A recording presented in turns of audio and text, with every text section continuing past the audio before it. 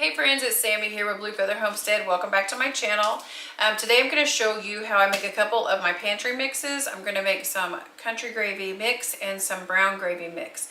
You just make these in bulk and store them in your pantry and just, use them as you need them.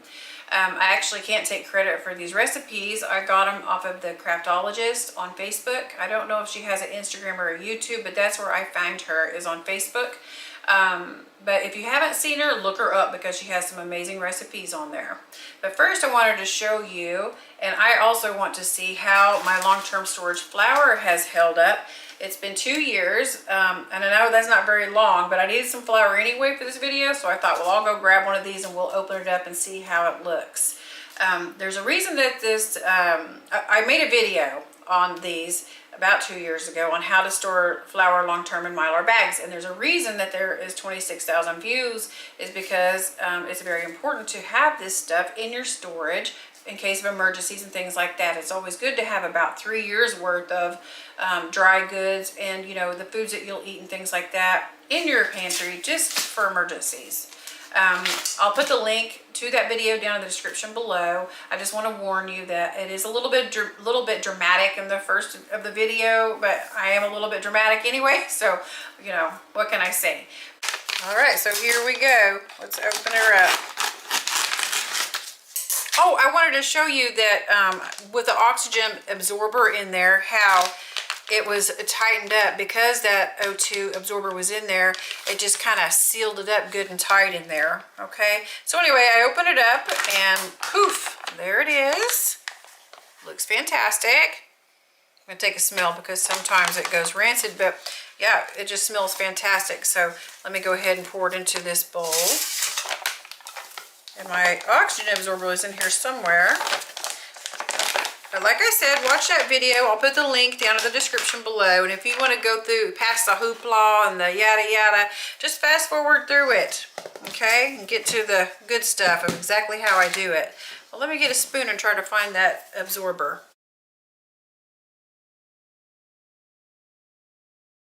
We're going to make the country gravy mix first, okay? And this calls for 4.5 cups of flour.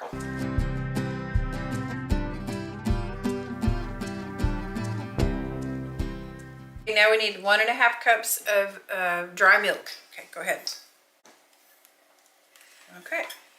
Okay, now it takes 1/3 cup of onion powder. Okay, that's good. 3 tablespoons of black pepper. 1, 2, 3. 1 tablespoon of salt.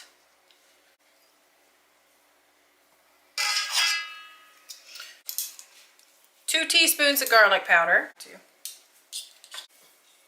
Okay. Is that right? And then 2 teaspoons of sage.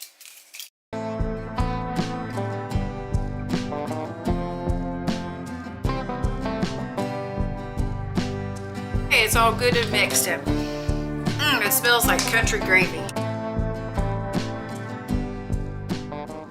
Okay, so I'm going to put it in this container, but if you have a jar that you'd rather put it in, something like that, go right ahead. I just feel that it's easier to scoop out, just to pull this lid off and just, scoop it out like that as I go. But you could use a jar if you want, or whatever kind of container you want, just as long as it seals up.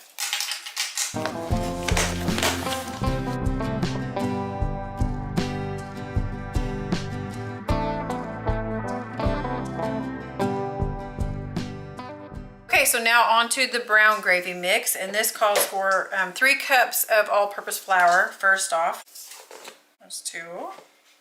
3/4 cups of beef bouillon. I'll have the recipe down in the description below. There's 2. 2 teaspoons of black pepper.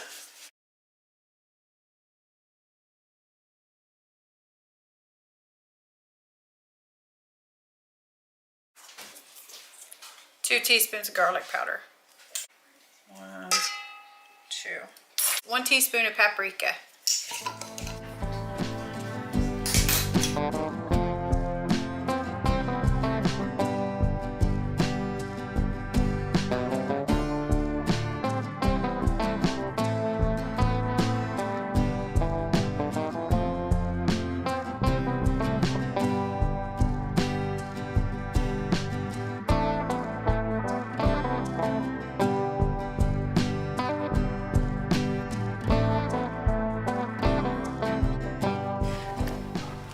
So it's just now coming to a boil. I've had it heating up here on about a medium high, and it's already getting thick.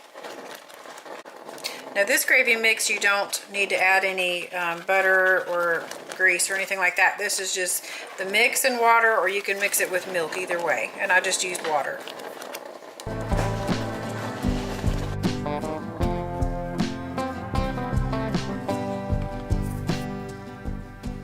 Wanted to let you know about the country gravy is that I have forgot about how spicy it is with that pepper. It calls for 3 tablespoons of pepper. Just cut it down to maybe 2 tablespoons of pepper instead, because it is really spicy if you put all that in there. So guys, that is super easy to put together. It's super convenient, and it is way cheaper. It will save you so much money.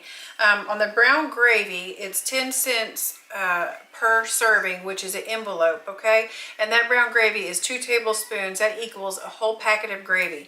And that gravy at the store is at least $1.06 or something like that, $1.08 per envelope for the name brand. So I mean, 10 cents versus $1, you can't beat that. And it tastes delicious. Now the brown gravy, I wanted to mention that when you do mix it, it's a little bit lighter in color. No big deal, it tastes delicious. The country gravy, it's not so, like as white it is as the envelope ones from the store, but they probably, you know, I'm sure that they bleach it or whatever to make it like that. The country gravy that you make from scratch here, that's in your pantry, has kind of a darker color, and it's just not white. It's not like dark or anything, but it's just not white. But that's country gravy, you know. So anyway, guys, I hope you give this a try. Thank you so much for watching. The recipe will be down in the description below. Enjoy your weekend. Bye-bye.